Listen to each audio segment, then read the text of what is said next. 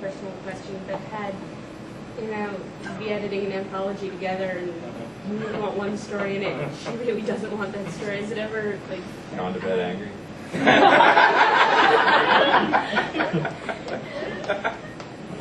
I told you that'd be a good question.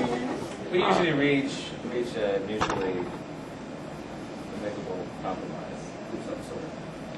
Well, we set something up ahead of time. We might say that each one of us gets one story that no matter what, we get it. Yeah. So you set the ground rules ahead of time, and then you don't have the arguments later on. The other thing is, I cannot think of many times when I've disagreed with Anne. She's disagreed with me a lot. She's usually right. Because I can be kind of impulsive on story buying. It's like, but yeah. I think for the most part, though, we complement each other as far as where our strengths and weaknesses are. Yeah, she's like a really good... He's a writer. I'm not a writer. I'm a reader. So, but she's a really good general editor, and I'm a very good line editor. So, those two things kind of go well together too. So it really doesn't. It's more the micromanaging part. It's more like we're sending out stuff, and it's like I need the stamp to be right in this corner, and it's like I don't care if it's off a little bit. I mean, not that bad, but. Oh yes, that bad. Actually, not anymore. It used to be that way, and there's just so much now that you just can't be that way anymore. I'm in my 30s. I'm an old man now. So. But yeah, usually it works out fine. Continuing on the personal line.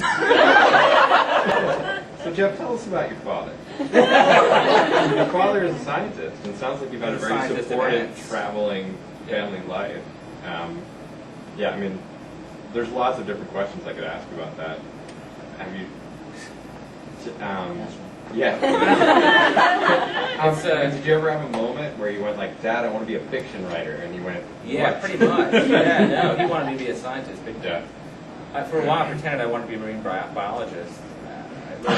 All I wanted to do was really poke around in title pools. I didn't give a crap about the science, but yeah, he really wanted me to go down that path, and I think actually that's part of what that resistance to it actually was a good thing, because then I had something to rebel against. You know what I mean? So, but no, I mean it's. I was lucky, I think, in a way. My dad's a very logical, not plotting in terms of his science, but very, when he publishes a paper, you're not going to find any faulty research there. You got all the bases covered. And my mom is total creative artist type.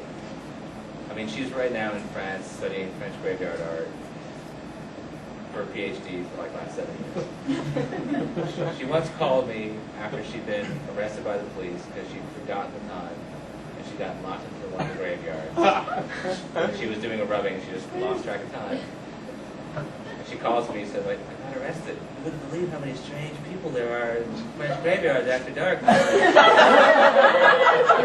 Mom, you're one of them. But that was a good thing too, because she's a painter, and so I was around painting all the time, and the way that artists layer paints and things like that was very influential into how I get into beginning to write a piece of fiction, trying to find the right tone. A lot of times I'll rewrite the first couple paragraphs over and over again until I get that tone right, and then I'll write the whole first draft. And that's kind of like mixing your paints and getting them. That's the way I see it always. So, personal questions.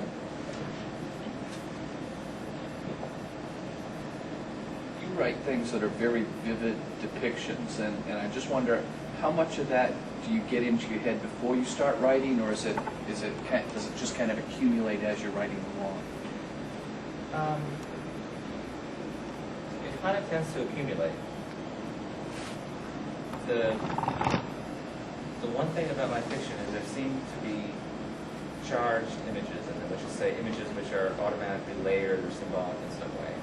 And I don't know how they come out. A lot of times, it's like the surrealist painters used to do something called, what is it, the calcomania, where they would take a canvas that was kind of rough, and they would paint over it, and then they would kind of like What? They would take like paper or tin Yeah, foil and paper, just they would kind of randomly kind of like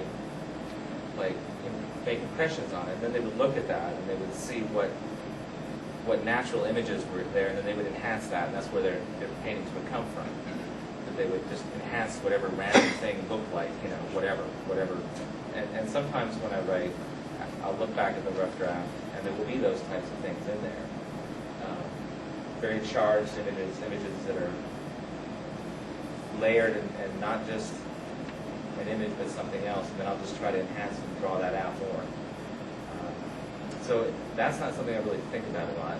I did do a lot of exercises as a younger writer where I would like sit in the park and I would do word sketches of people walking by and try and catch like the unique things about them. Try and describe just, you know, one particular thing in my environment as absolutely as I could, to try to train that, to try to get a sense of get a visual sense, kind of firmly established in my writing. But a lot of that is subconscious stuff, really. Are those inspirations, that sort of visions that you talk about that inspire you, are they mostly in nature? Are they in different cultures that you've traveled around and seen? They're just different triggers. It's like you want to try and make as many connections between different things as possible in your brain for writing. And sometimes you'll be thinking about certain types of things, and then something else comes along. I mean, once there's a novel I'm still writing set in Ambergris where there's this kind of underground revolutionary woman who is kind of trying to subvert all the plans that people above ground. And it wasn't coming together, and then we're walking through a London subway tunnel, and there was this busker who was this woman dressed in blue singing this haunting song. I'd kill myself when I get the CD. And that loaded something else. And then we were in Boston on another subway, and the ways the woman held the railing or whatever in the subway car or whatever, the metro car, triggered that busker image, triggered something else. I mean, that's the way it was for me. And then suddenly, boom, there was this inspiration, and I had written the whole scene before we got off the subway. And so it's usually some kind of image, and then it takes a while to gestate, and then it gets connected to something else. And I just go with it and trust that it's going to lead somewhere. Sometimes it doesn't, but it does lead to something that's pretty organic. So when it fails, it's usually on a structural level, because the plotting isn't somehow up to the rest of it. It could be argued that some fantasy is not really written that well, but I mean, your stuff is really well written. I'm interested why that's important to you, rather than just get on with the story. Well, I think it's, if you just get on with the story, I mean, that's valid, but you can do that in other media. You can do that in movies, you can do, you know what I'm saying? It's like, when you invest in the writing style, for me at least, it's saying it's something unique to writing. I mean, it's something that other medium, besides doing poetry, things like that, don't have. But also because when we're trying to describe the world, you have to be precise if you're going to capture anything unique and anything true about it. And so, you know, a lot of times I really harp on specific detail in writing workshops because it is the building block. It's like if you can't describe something properly and in the right order and in the right style for that thing, then you haven't captured really the essence of it in some way. And everything you're doing is kind of like a Xerox copy or a mimeographed copy of a copy, and you're not getting close to not the truth, but a truth about the world or a person or yourself or those kind of things. And that's the frustration that I had as a beginning writer, is wanting to describe these things, wanting to get to that point. And that's something I'll actually talk about in the lecture tomorrow in greater depth. Do some exercise.